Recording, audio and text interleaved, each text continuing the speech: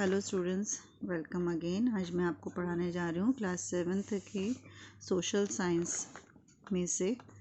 ये रत्ना सागर की बुक है सोशल साइंस की एसएसटी की, जिसमें से मैं आपको इसका चैप्टर पढ़ाने जा रही हूँ। क्लास 7th का chapter 7 chapter water. The presence of water is unique feature of our planet. The area under land and water on Earth's surface is about 29% and 71% respectively. This shows the predominance of water.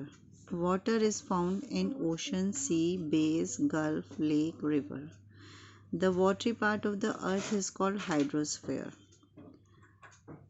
अब इस paragraph में क्या बोल रहे हैं? The presence of water is unique feature of our planet, यानी कि हमारे जो प्लानट है उस पे बहुत एक यूनिक और बहुत ही अलग और डिफरेंट फीचर है वाटर का प्रेजेंस होना।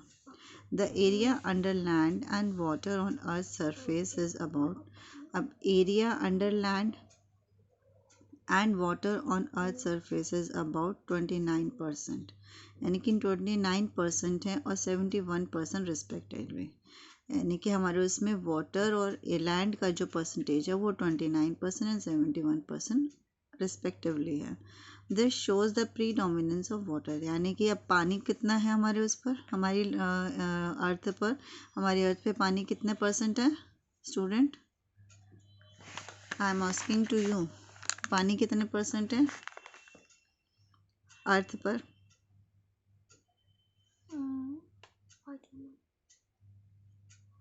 हमारी अर्थ पे जो पानी का परसेंटेज है वो 71% है और लैंड जो है 29% है।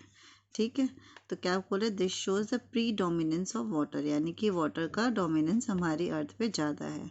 Water is found in oceans. अब वाटर कहाँ कहाँ मिलता है हमको, ये तो आपको आप जानते हो और 7th क्लास में हो, लेकिन फिर भी मैं आपको बताती हूँ। ओशंस में, सी में, बेज में, गल्फ में, रिवर में, लेक्स में, एक्सेट्रा। छोटे छोटे पॉन्ड्स में भी मिलता है। The watery part of earth is called hydrosphere. अब जो वाटरी पार्ट है, सिर्फ खाली जो अर्थ का वाटरी पार्ट है वो हाइड्रोस्फीयर कहा जाता है, उसे हम क्या कहते हैं? हाइड्रोस्फीयर। ये क्वेश्चन आपका आ जाएगा, व्हाट इज हाइड्रोस्फीयर? ठीक है, तो आपको उसमें आंसर लिखना पड़ेगा, the watery part of earth is called hydrosphere.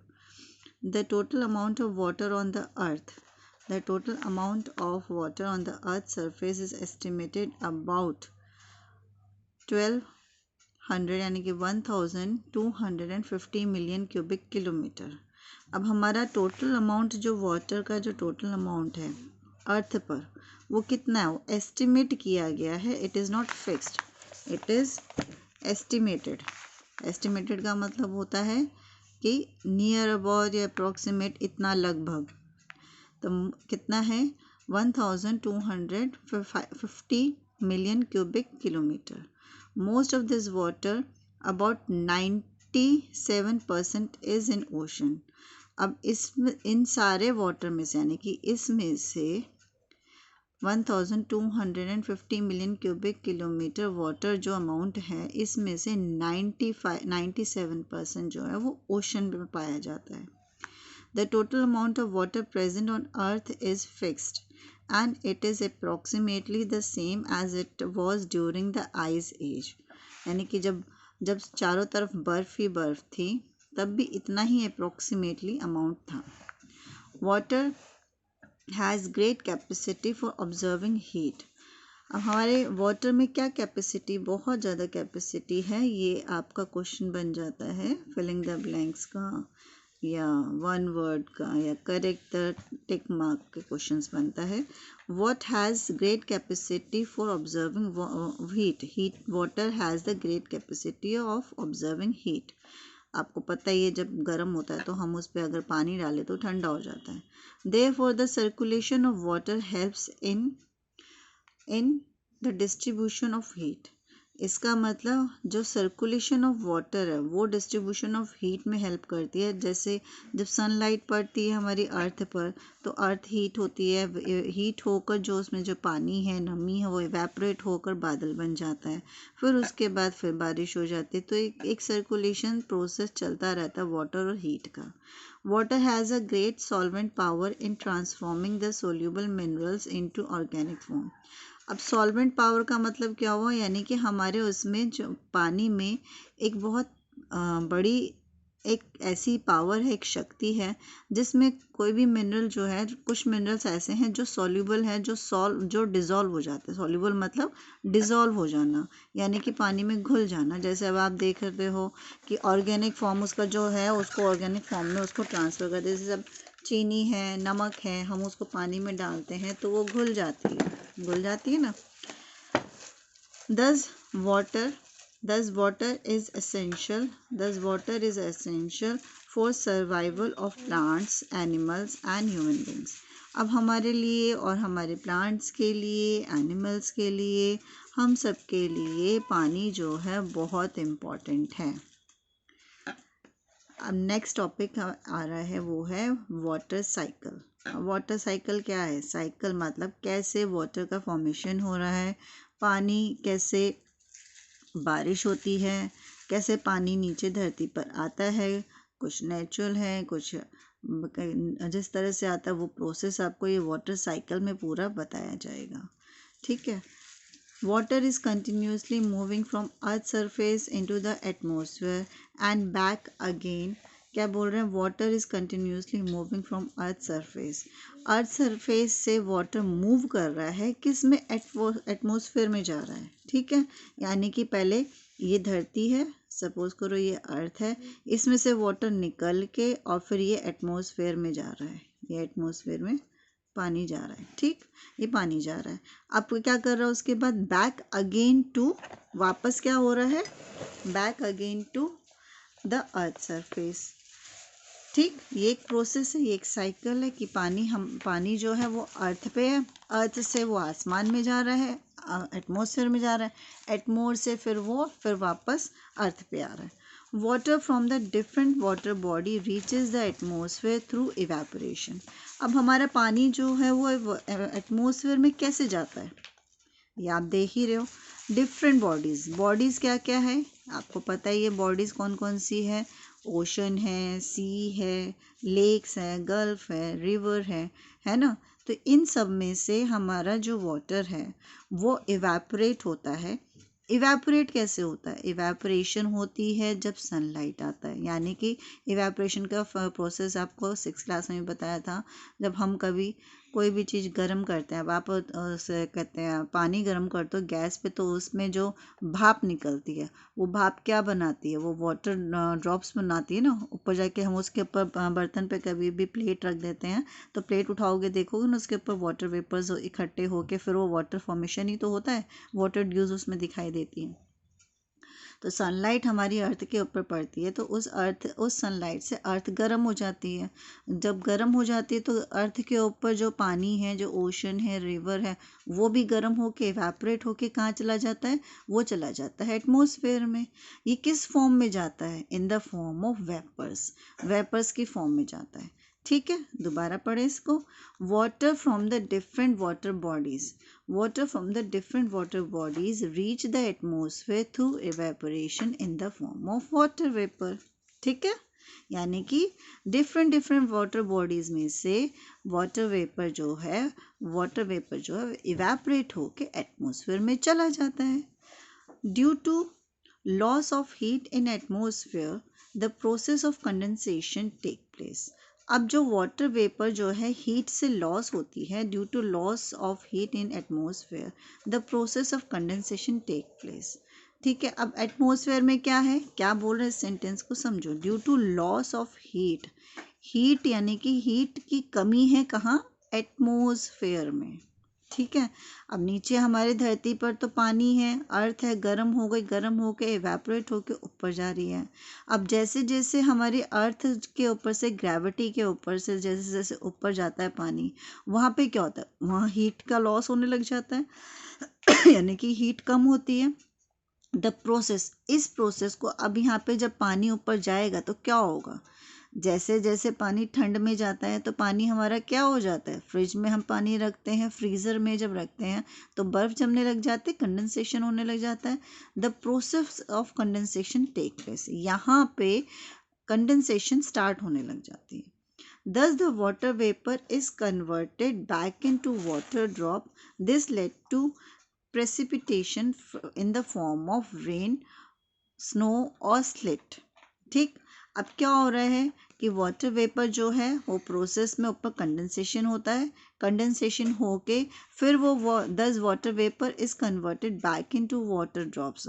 आपने देखा होगा जो वाटर ड्रॉप्स है जो ऊपर, जब हम लोग बर्तन गर्म करते हैं, बर्तन में पानी गर्म करते हैं, गैस पर रखते हैं और उस बर्तन के ऊपर, पैन के ऊपर अगर हम वो रख दें, प्लेट रख दें, तो प्लेट में वो वाटर ड्रॉप्स इकट्ठी हो जाती है, वाटर वेपर जो है क्या बन जाती है, वाटर ड्रॉप्स बन जाती है। वाटर ड्रॉप्स बन के फिर वो पर्सिपिटेशन होता है in the form of rain. वो किस फॉर्म में फिर वापस आएगी, वो रेन के फॉर्म में वापस आएगी ना, वो रेन के फॉर्म में आ जाती है। जहाँ पे हीट कम होगी, जहाँ पे बहुत कम हीट होगी, अब ये हीट कहाँ कम होगी, एटमॉस्फेयर में ये हीट कहाँ कम होगी, आपने देखा होगा नॉर्दर्न एरिया पे होती है, यानी कि हमारे जो इंडिया का जो ऊपर पार्ट है, नॉर्थ पार्ट है, जहाँ पे हिल है, वहाँ पे जो है ठंड ज़्यादा होती है, बर्फ़ गिरती है, जैसे रशिया में बहुत ज़्यादा ठंड होती है ना। नॉर्दर्न पोल बहुत ठंडा होता है, जितना जितना सन से दूर जाएगा वो एरिया जो है, वो वाला एटमॉस्फेयर जो वो बहुत ठंडा होगा, और वहाँ क्या होगी, वहाँ वही वाटर वेपर जो है स्नो के फॉल रूप में नीचे गिरेगी। ठीक है, और जहाँ पे थोड़ा सा एटमॉस्फेयर गर्म होगा तो वहाँ पे वो वापस पानी के रूप में, रेन के रूप में नीचे गिर जाएगी। ठीक, समझ में आ गया। इस वाले पैराग्राफ को दोबारा पढ़ते हैं। Due to loss of heat in atmosphere, atmosphere में हीट की कमी की वजह से the process of condensation take place, अब कंडेंसेशन का प्रोसेस जो है वो स्टार्ट हो जाता है। Thus water vapour is converted, अब वाटर वेपर जो कन्वर्ट हो जाती है वो किस फॉर्म में कन्वर्ट होगी, रेन के फॉर्म में, यानी कि पानी बन के फिर नीचे आ जाएगी। ज़्यादा ठंडा एरिया होगा, जहाँ पे नॉर्दर्न एरियाज़ में ज़्यादा ठंड होती है, वहाँ पे एटमॉस्फेयर में हीट की बहुत ज़्यादा कमी होती है, तो इसलिए वो वाटर वेपर स्नो के रूप में नीचे गिरेगा।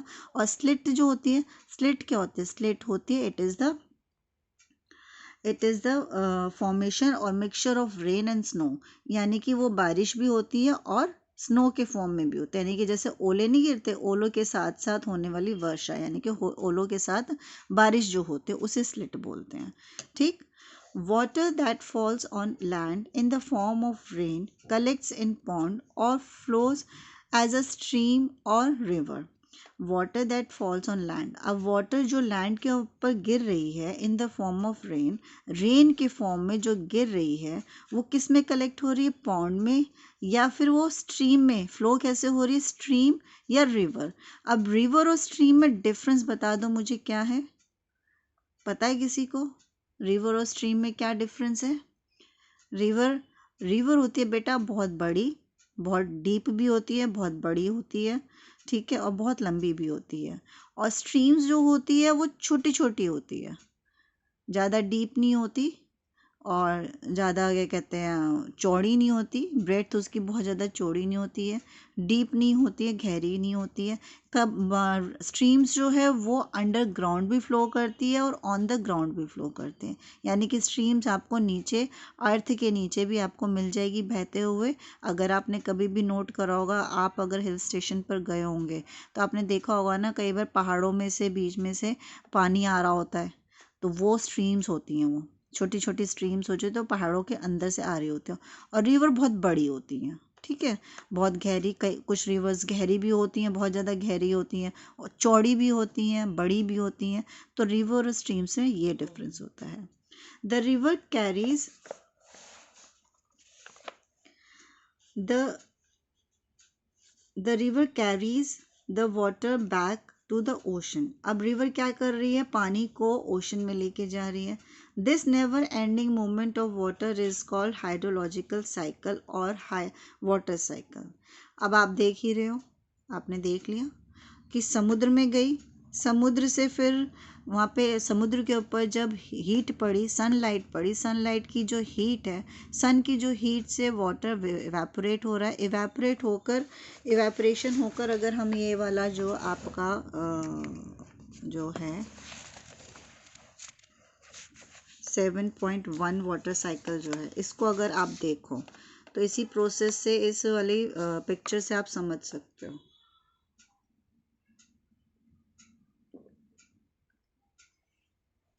देखो ये वाटर है, ये वाटर है ना, ये सी है, ये वाटर, कोई भी वाटर बॉडी समझ लो इसको। यहाँ से इवेपोरेशन हो रहा है, इवेपोरेशन हो रहा है ना, इवेपोरेशन होके ये ऊपर गया, ऊपर जाके ये देखो यहाँ पे बादलों में ऊपर गया, ऊपर जाके कंडेंसेशन हो रहा है, कंडेंसेशन होके यहाँ पे ये क्या हुआ, इधर इधर पर्सिपिटेशन यानी कि बारिश के रूप में गिर गया। बारिश के रूप में गिरने के बाद ये क्या हुआ, ये बारिश के रूप में नीचे गिर के फिर ये वापस नीचे अंडरग्राउंड वाटर है, यहाँ पे अंडरग्राउंड वाटर है, ये अंडरग्राउंड वाटर वापस जाके समुद्र में चला गया, है ना। तो ये ऐसे ही यहाँ पर इन्होंने रिवर नहीं बनाई, ऐसे ही क्या होता है, अंडरग्राउंड वाटर का आपको दिखा दिया कि ये पानी यहाँ से गिरा, पानी यहाँ से गिरने के बाद ये यहाँ पर वाटर अंडर वाटर ग्राउंड में जाकर वापस इस बॉडी वाटर बॉडी में चला गया, यानी कि वापस समुद्र में चला गया। अब यहाँ पर आप इसमें देखोगे ना तो छोटी छोटी छोटी छोटी रिवर्स दिखाई दे रही हैं। आप अपनी बुक को ध्यान से देखो तो इसमें छोटी छोटी छोटी छोटी रिवर दिखाई दे रही हैं।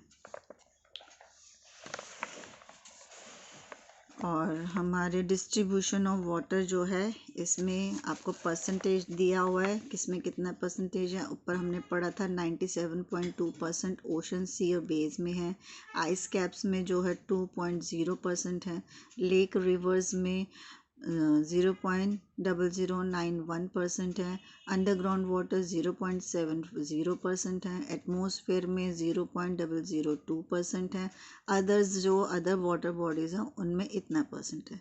ये वाटर बॉडी का डिस्ट्रीब्यूशन है कि हमारी लैंड पे टोटल इतने परसेंट इन वाटर बॉडीज़ में आपको पानी पाया जाएगा, वाटर पाया जाएगा। ठीक है, हाइड्रोलॉजिकल साइकिल समझ में आ गई आपको। हाइड्रोलॉजिकल साइकिल है, इसको हम हाइड्रोलॉजिकल साइकिल बोलते हैं कि समुद्र से पानी आसमान में चला जाता है, आसमान से एटमॉस्फेयर में जाता है, एटमॉस्फेयर से फिर वापस नीचे आ जाता है, फिर वापस सनलाइट आती है, सनलाइट से वाटर वेपर बनता है, इवेपोरेशन होता है, इवेपोरेशन से वाटर वेपर ऊपर चला जाता है, ऊपर जाके जैसे हीट का एटमॉस्फेयर में हीट का लॉस होता है तो वहाँ कंडेंसेशन स्टार्ट हो जाता है। कंडेंसेशन से जहाँ कम कम हीट होगा, जहाँ पे बहुत कम हीट होगा यानी कि टेम्परेचर बिल्कुल डिक्रीज़ होता चला जाएगा, जैसे नॉर्दर्न एरिया में, अंटार्कटिका ओशंस वगैरह में जहाँ पे बहुत ज़्यादा बर्फ़ गिरती है, हिल्स हिमालय में जो बर्फ़ गिरती है वहाँ पे टेम्परेचर बहुत ज़्यादा डाउन हो जाता है, तो वहाँ बर्फ़ के रूप में पानी गिर जाता है। और आप दिल्ली में देख लो तो दिल्ली में आपको पानी जो है वापस वाटर के रूप में ही नीचे गिरता है। ठीक है, फिर वो किस किस में फ्लो हो जाता है, वो वाटर जो है छोटी छोटी वाटर बॉडीज़ में बन के नीचे आ जाता है, स्ट्रीम्स में फ्लो होता है, पॉन्ड्स बन जाते हैं या रिवर बन जाते हैं। अब आ जाते हैं हमारे distribution of water bodies. Water bodies का कैसे डिस्ट्रीब्यूशन होता है, ठीक है। The present distribution of land and water on the Earth's surface shows that the northern hemisphere has more land than the water, while the southern hemisphere is almost a water hemisphere. क्या बोल रहे हैं कि the present distribution, अभी जो land का distribution है, आपको पता है कि हमारे अर्थ जब मूवमेंट होती है अर्थ में तो हमारी अर्थ के जो ये कहते हैं लैंड और वाटर भी डिस्ट्रीब्यूट होने चले जाते हैं, मालूम है नहीं। The distribution of land and water on Earth's surface shows that northern hemisphere यानी कि नॉर्थ का जो पोर्शन है हमारी अर्थ का has more land, ज़्यादा वहाँ पर लैंड है, देन वाटर, वहाँ वाटर कम है और लैंड ज़्यादा है। while the southern hemisphere is almost a water hemisphere, अब साउथ में हमारे क्या है, हमारे इंडिया के साउथ में क्या है, वाटर ही तो है ना। The ocean are very large water bodies, ocean जो बहुत बड़ी वाटर बॉडीज़ होती हैं, बहुत ज़्यादा पानी होता है ओशंस में। देयर आर 4 मेजर ओशंस, हमारे वहाँ पे हमारे अर्थ पे 4 मेजर ओशंस है, Pacific, Atlantic, Indian and Arctic ocean. ठीक है, ये 4 बहुत मेजर ओशंस हैं। There is another large water body around Antarctica. It is called the Southern Ocean or the Antarctica Ocean. The Pacific Ocean is largest water body. समझ में आ गया?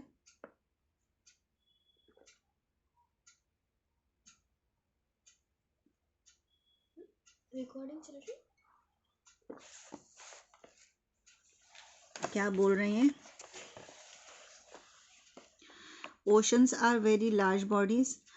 जो ओशंस होते हैं वो बहुत लार्ज बॉडीज होते हैं. There are 4 major oceans. 4 major oceans हैं हमारी अर्थ में. Pacific, Atlantic, Indian ocean and Arctic ocean. ठीक है.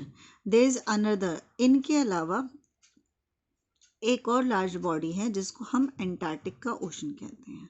ये एंटार्क्टिका ओशन कहाँ पर है? सर्दर्न ओशन, जहाँ पे सर्दर्न ओशन है. इसको क्या बोलते हैं? सर्दर्न ओशन भी बोला जाता है और एंटार्क्टिक ओशन भी बोला जाता है. अब जो हमारे 4 लार्जर बॉडीज हैं यानी कि पैसिफिक ओशन, उसमें सबसे बड़ा वाटर बॉडी है. समझ में आया? The ocean water being salty is unfit for our daily uses.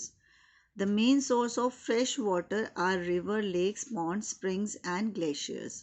अब हमारा जो ओशन का जो पानी है वो बहुत सॉल्टी होता है, यानी कि समुद्र का जो पानी है वो बहुत सॉल्टी होता है और पीने लायक नहीं होता. तो फ्रेश वाटर का जो सोर्स है वो कौन कौन से सोर्सेज हैं? वो है river, lake, pond, spring and glaciers. यहाँ से जो पानी आता है वो फ्रेश वाटर होता है जिसको हम फिर तब भी हम उसे प्योरीफाई करते हैं और उसके बाद फिर हम सप्लाई करते हैं घरों में. Now the temperature. Next topic is the temperature of ocean water. Ocean water का टेम्परेचर क्या है? The sun is the main source of heat. आपको पता ही है कि सन की जो हीट है, हीट का जो मेन सोर्स है वो क्या है? वो है sun. For ocean water the temperature of, हमारी गैस पे जो पानी हम किचन घर में गर्म करते हैं उसका सोर्स क्या है गर्म करने का? गैस, चूल्हा. ठीक है.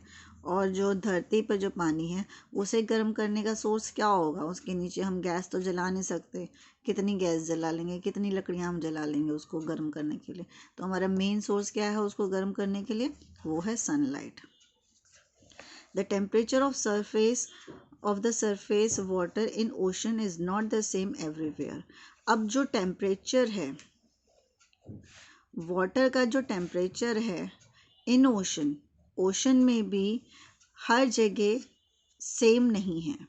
ठीक है.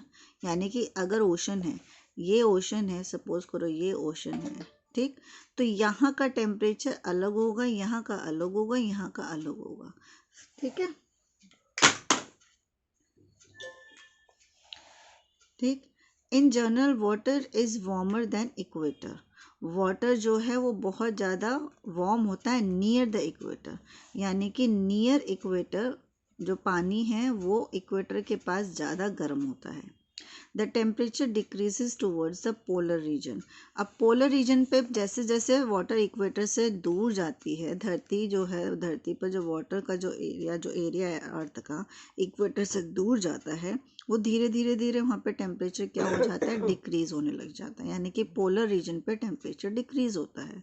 The average temperature near the equator is about 26 degree Celsius.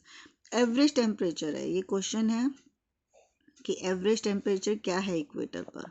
वो है 26 degree Celsius. And the highest temperature, सबसे ज़्यादा highest temperature are recorded in enclose tropical seas. जो ट्रॉपिकल सीज हैं वहाँ पे सबसे ज़्यादा हाईएस्ट टेम्परेचर एनक्लोज किया गया है. The temperature also decreases with the depth. अब जैसे जैसे डीप होता जाएगा समुद्र जितना जितना गहरा होता चला जाएगा टेम्परेचर डिक्रीज होता चला जाएगा, टेम्परेचर कम होता चला जाएगा, क्योंकि ऊपर है तो सन की लाइट ऊपर पड़ रही है इसलिए वो गर्म हो रहा है. नीचे इतनी सन की लाइट नीचे इतनी नहीं जाती, इतनी डीप नहीं जाती, तो इसलिए नीचे का पानी ठंडा होता है. सॉलिनिटी का मतलब क्या होता है? सॉलिनिटी मतलब सॉल्ट से सॉलिनिटी बनी है ऑफ ओशन वाटर. पानी जो है ओशन का, जो पानी है समुद्र का पानी है, वो सॉल्टी क्यों है? ठीक है. The ocean is saline due to the presence of large amount of dissolved salt. यानी कि उसमें बहुत ज़्यादा नमक है, इसीलिए वो सॉल्टी है। Most of it is sodium chloride और अ कॉमन सॉल्ट। अब इसमें क्या है, सबसे ज़्यादा इसमें क्या पाया जाता है, क्यों सॉल्टी है, क्योंकि उसमें सोडियम क्लोराइड है, सोडियम क्लोराइड है, इसीलिए वो जो कॉमन सॉल्ट होता है इसीलिए वो बहुत ज़्यादा सॉल्टी है। It is estimated that every 1000 gram of ocean water has 35 gram of dissolve salt. यानी कि जो ओशन में जो है, अगर 1000 ग्राम ओशन का पानी जो है उसमें 35% जो है आपका डिज़ोल्व सॉल्ट है, उसमें पानी नमक है। दस द एवरेज सॉलिनिटी इज़ 35 पर 1000। Thus, amount of salinity varies from one part of the ocean to another. पूरा सारा समुद्र में हर पूरे समुद्र में, यानी कि सारे समुद्र एक जैसा सा नहीं है, इसीलिए उसका जो पानी नमकीन है, कहीं नमकीन है, कहीं बहुत ज़्यादा नमकीन है, तो कहीं बहुत कम नमकीन है, तो सब अलग अलग है। The Dead Sea in Asia is the highest salinity. जो डेड सी है, एशिया में जो डेड सी है वो हाइएस्ट सॉलिनिटी है, सबसे ज़्यादा वहाँ पे नमक पाया जाता है, उस डेड सी में सबसे वो नमकीन है। In general the salinity decreases towards the equator. जैसे जैसे इक्वेटर पे समुद्र जाएगा वैसे वैसे उसकी जो सॉलिनिटी डिक्रीज होती जाएगी ड्यू टू हैवी रेन, क्योंकि वहाँ पे बारिश ज़्यादा होती है। अब आपको पता है कि जो बारिश का पानी है वो main source of fresh water, हमने अभी ऊपर पढ़ा था कि main source of fresh water कौन सा है, कौन कौन से हैं मेन सोर्स ऑफ, इस वाले पैराग्राफ में हमने पढ़ा ये। The main source of fresh water are river, lake, pond, spring and glaciers. River lake में कहाँ से पानी आता है, वो आता है रेनफॉल से आता है, ठीक है। Circulation of ocean water, next topic है circulation of ocean water. Ocean water is always in motion. Ocean water का जो मोशन है वो हिलता रहता है, क्योंकि आपको पता है कि ओशन जो है समुद्र है उसमें पानी हिलता है। It moves horizontally as well as vertical. ये दोनों तरह से मूव होता है, हॉरिजॉन्टली भी मूव होता है, वर्टिकली भी मूव होता है, ठीक है। The movement of ocean water take place in 3 different ways. अब कैसे कैसे तीन डिफरेंट तरीके से ओशन का पानी मूव करता है, ठीक। कैसे कैसे मूव करता है, एक तो वेव्स की तरह, फिर टाइड के फॉर्मेशन में मूव करता है, फिर ओशन करंट की फॉर्मेशन में मूव करता है। Winds provide the main force for the horizontal movement of ocean. जो winds है, हवा है, वो क्या करती है, मेन सोर्स है ओशन की, जो ओशन में जो पानी है उसको हॉरिजॉन्टल मूवमेंट में मूव करने के लिए, ठीक। This movement is basically due to, अब ये जो मूवमेंट है, ये जो पानी जो हॉरिजॉन्टल मूवमेंट कर रहा है, हॉरिजॉन्टली जो मूव कर रहा है, वो किसकी वजह से मूव हो रहा है, वो विंड की वजह से मूव हो रहा है। वो किस रूप में और कैसे कैसे होता है, किस तरह से होता है, ड्यू टू, रीज़न क्या क्या है, प्रिवेलिंग विंड, एक तो विंड से मूव हो रहा है। डिफरेंस इन टेम्परेचर का जो डिफरेंस है, नीचे डेप्थ में जाके टेम्परेचर डाउन हो जाता है, ठीक है। जैसे जैसे इक्वेटर से दूर होगा तो टेम्परेचर डाउन हो जाएगा, इक्वेटर के पास गर्म होता है ज़्यादा, समझ में है। तो उसके वजह से हॉरिजॉन्टली वो मूव हो रहा है। एंड सॉलिनिटी ऑफ ओशन, और जो ओशन का जो नमकीन पना है उसके वजह से भी वो उसकी मूवमेंट होती है। And variation in density of ocean water, अब ओशन की जो डेंसिटी है, ओशन में जो पानी की डेंसिटी है, उसकी वजह से भी जब जैसे जैसे वो वेरिएशन होता है उसकी डेंसिटी में, तो पानी के अंदर मूवमेंट होती है, हॉरिजॉन्टल मूवमेंट होती है। वेव्स कैसे बनती हैं, वेव्स होती क्या हैं, आइए हम वेव्स के बारे में पढ़ते हैं।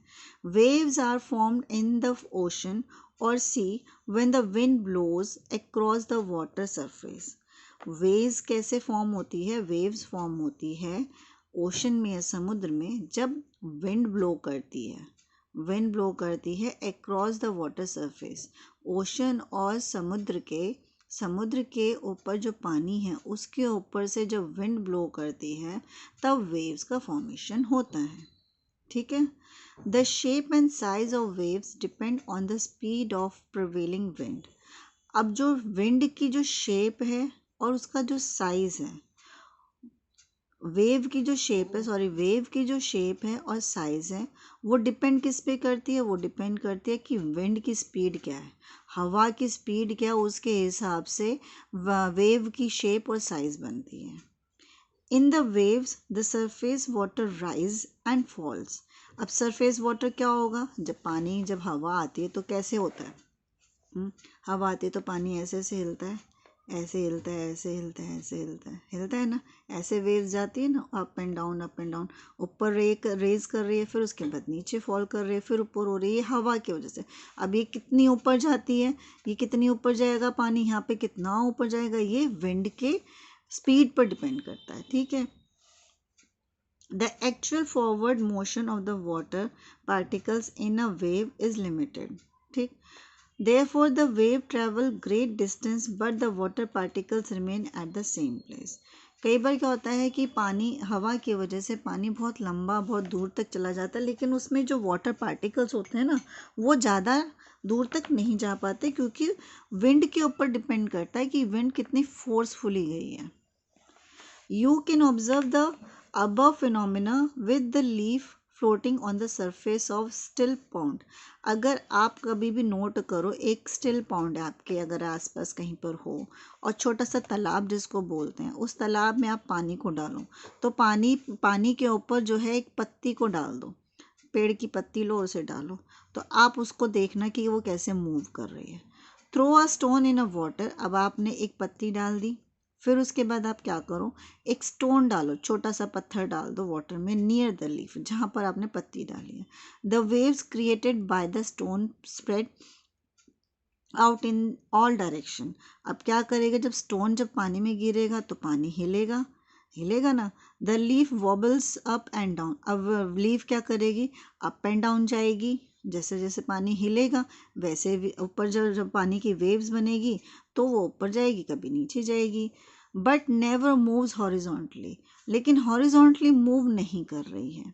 The leaf can be blown away by wind but not by waves. यानी कि वेव्स के वजह से लीफ जो है वो ब्लो नहीं कर रही है, वो सिर्फ विंड के वजह से ब्लो कर रही है। ठीक है। The rise and the fall of water in a waves represent crest and trough respectively. The horizontal distance from one crest to another, or from one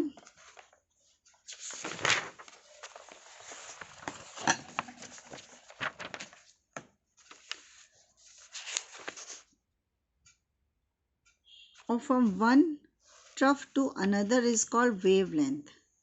The vertical distance from crest to trough is called wave height. अभी क्या है, आपको समझ में आ रहा है क्या है ये? देखिए, हम ये क्रिस्ट और ट्रफ को जो हम इस वाले 7.2 की जो फिगर है उसमें हम समझेंगे कि कैसे क्रिस्ट बन रहा है, कैसे ट्रफ बन रहा है।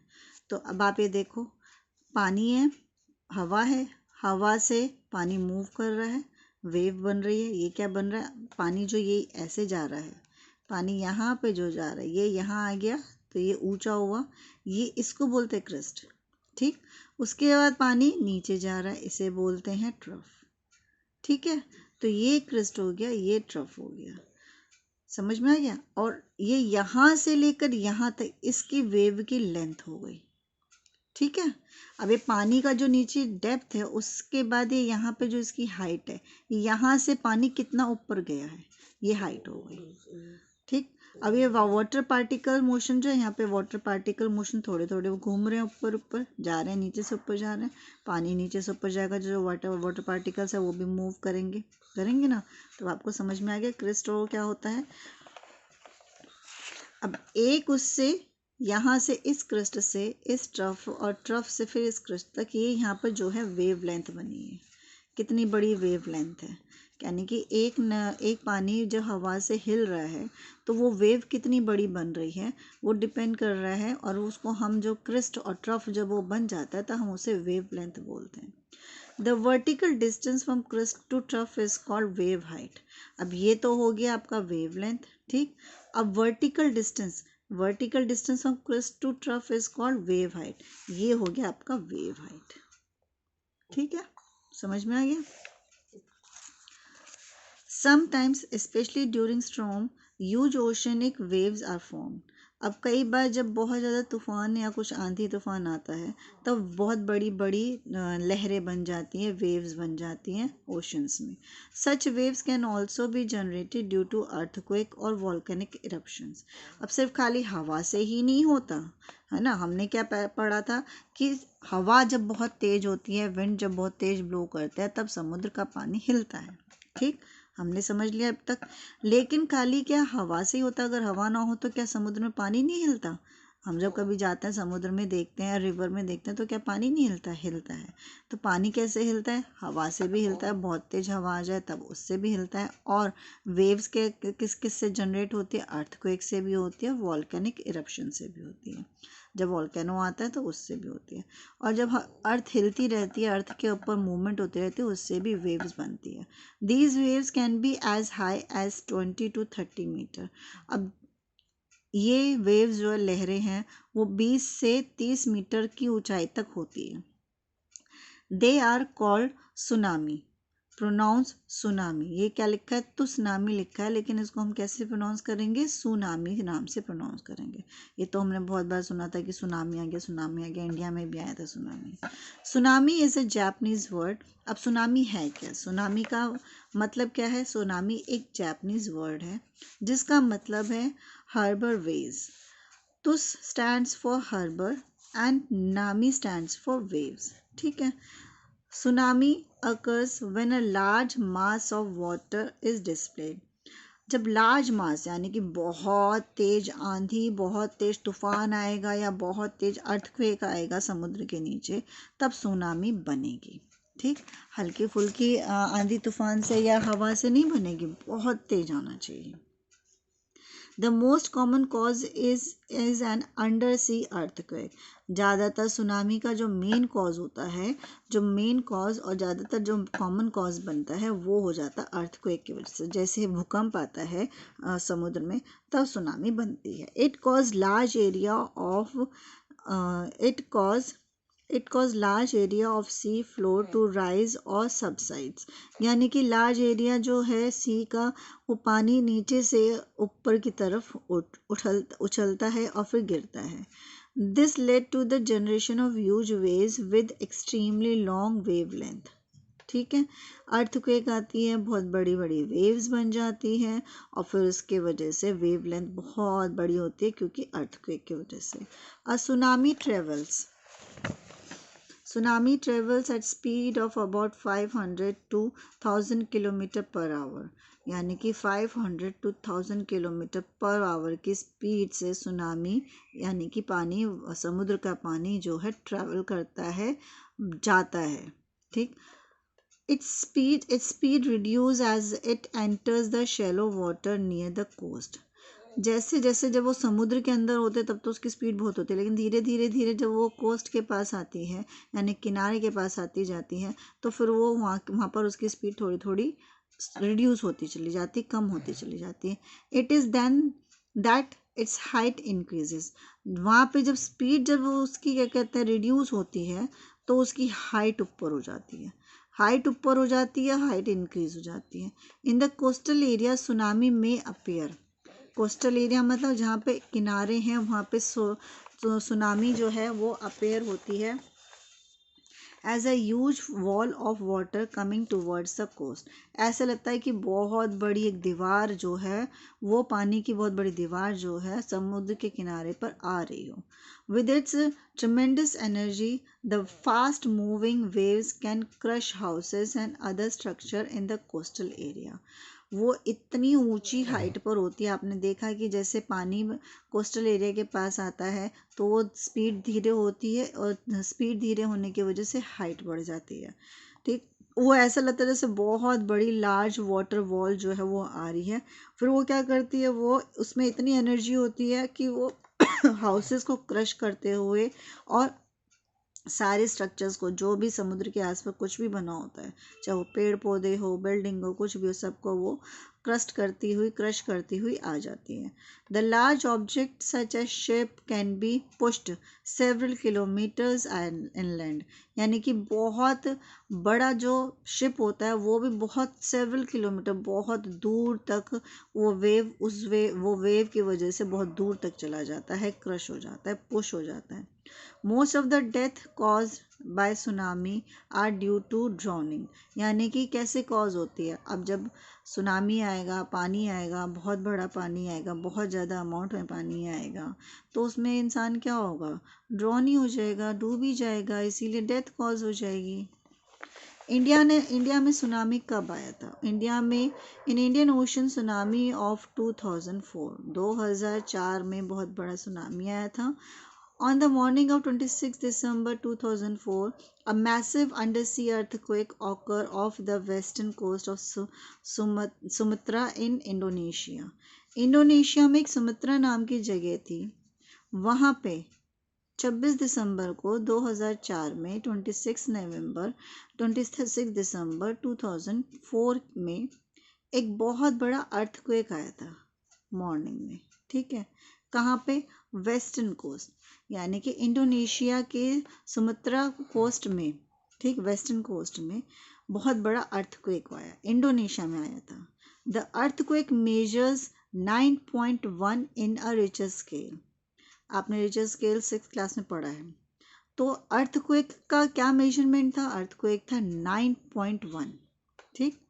It was the third largest earthquake, ये थर्ड लार्जेस्ट अर्थक्वेक है recorded after the Chilean earthquake 9.5 in 1960 and the Good Friday earthquake 9.2 of Alaska in 1964, ठीक है।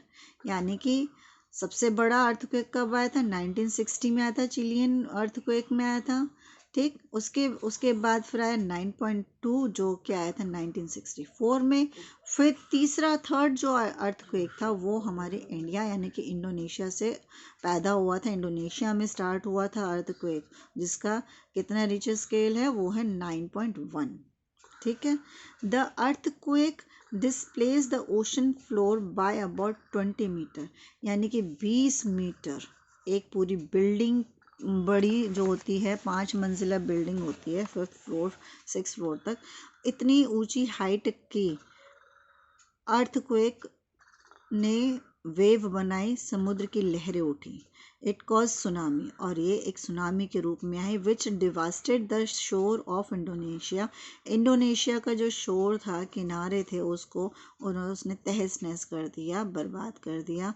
किस किस के शोर को, यानी किस किस के किनारों को बर्बाद करती हुई चली गई वो सुनामी? वो चली गई Indonesia, Sri Lanka and India, Thailand and some countries along the east coast of Africa, यानी कि अफ्रीका में भी, ठीक है। थाईलैंड हो गया, इंडिया हो गया, श्रीलंका हो गया, इंडोनेशिया हो गया, है ना। देखो ये जो है मैंने आपको बताया कि इंडोनेशिया से स्टार्ट हुआ था, ठीक है। आप ये एटलस ले लेना, एटलस में एक बार ही देखना ज़रूर, क्योंकि जब तक देखोगे नहीं तो आपको समझ में नहीं आया कि कहाँ से सुनामी जो है 2004 में स्टार्ट हुआ था। ये यहाँ से इंडोनेशिया से स्टार्ट हुआ था, इंडोनेशिया से स्टार्ट होकर ये कहाँ पर गया? श्रीलंका, थाईलैंड और इंडिया, यानी कि ये पूरा जो समुद्र है यहाँ तक अर्थक्वेक जब आया इंडोनेशिया से, तो यहाँ से वो बड़ी बड़ी लहरें जो है, सुनामी जो है लहरें, वो यहाँ से लेकर यहाँ तक किनारों तक आके सब कुछ बर्बाद कर दिया था, ठीक है ना। अब यहाँ पर जो हमारा इंदिरा पॉइंट है वो भी उसने मर्ज कर दिया था, पता ही नहीं चल रहा था कि इंदिरा पॉइंट किधर है किधर नहीं है, सब गुम हो गया था, बाद में धीरे धीरे पता चला, ठीक है। तो एक बार ही आप अपनी एटलस ज़रूर देखना, वर्ल्ड के मैप में ज़रा देखना, इंडोनेशिया, श्रीलंका, थाईलैंड, कहाँ से देखो टाइड जो है, सुनामी जो है वो 2004 में हुई थी, वो वर्ल्ड की थर्ड नंबर पे वो सुनामी था। क्या है इसके बाद?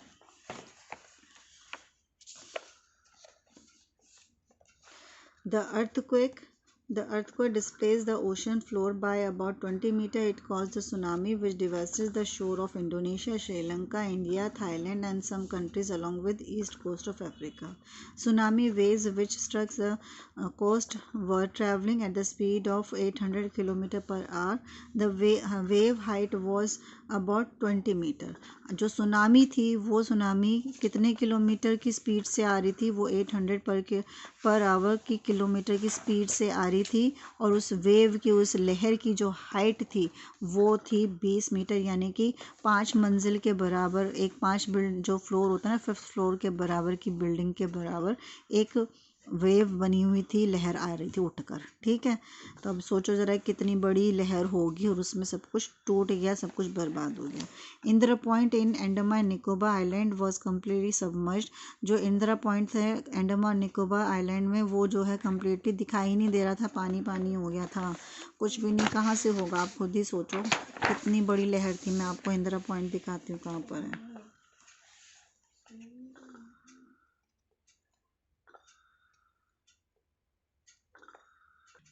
देखो ये हमारा इंदिरा पॉइंट है, इंडिया के मैप में आप देखोगे इंदिरा पॉइंट है। ये इंदिरा पॉइंट जो है मर्ज हो गया था, पता ही नहीं चल रहा था, इतना बड़ा तूफान आया था, इतनी बड़ी ये लहरें थी।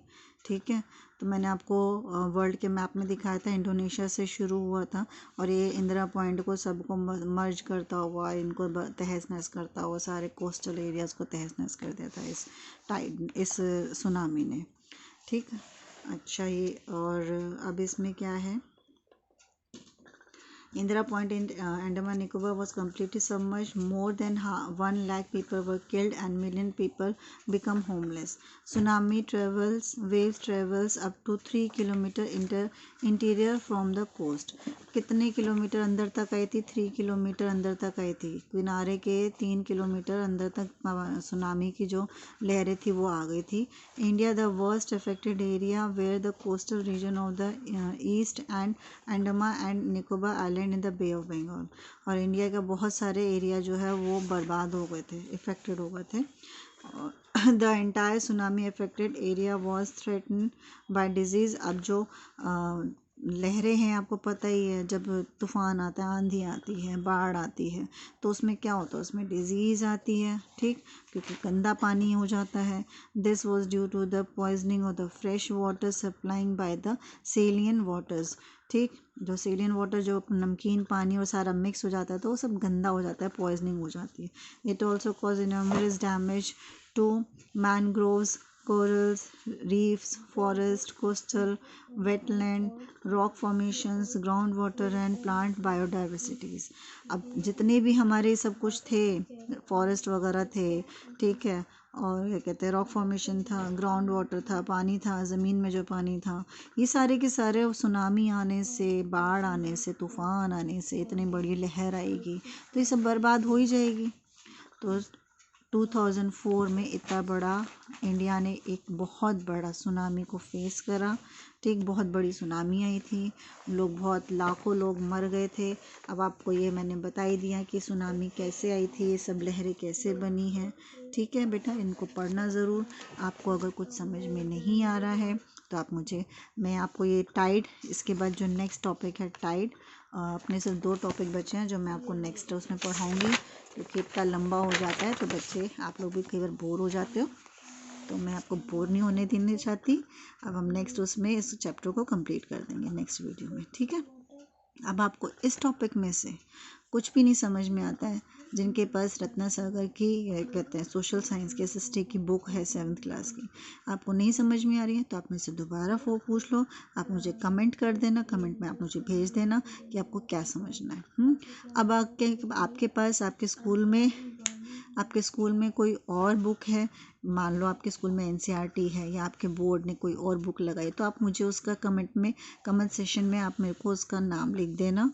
ठीक है, आप पब्लिकेशन का नाम लिख देना, मुझे बता देना कि मैम मुझे ये वाली बुक, हमें ये वाली बुक लगाइए, आप हमें ये वाला चैप्टर पढ़ा दो, मैं आपको वो चैप्टर भी पढ़ा दूँगी। तो मेरे चैनल को आप लाइक करो, सब्सक्राइब करो और बेल आइकन को दबा दो। मेरे को अगर आपको कुछ और इम्प्रूवमेंट करनी है तो वो भी मुझे बता दो कि मैम ऐसे इम्प्रूवमेंट करो, हमें समझ नहीं आ रहा। वर्ड मीनिंग्स आपको चाहिए अलग से तो वो भी आप मुझे बताओ, मैं आपको अलग से सबके वर्ड मीनिंग्स भी बता दूँगी। अब मैंने ये चैप्टर कंप्लीट होने के बाद फिर मैं आपको क्वेश्चन आंसर्स बताऊँगी कि इसमें से कौन कौन से क्वेश्चंस, स्मॉल क्वेश्चंस बनेंगे, फिल इन द ब्लैंक्स के बनेंगे, बड़े क्वेश्चंस कौन से होंगे, ये सब मैं वीडियो बना के आपको दे दूँगी। Thank you.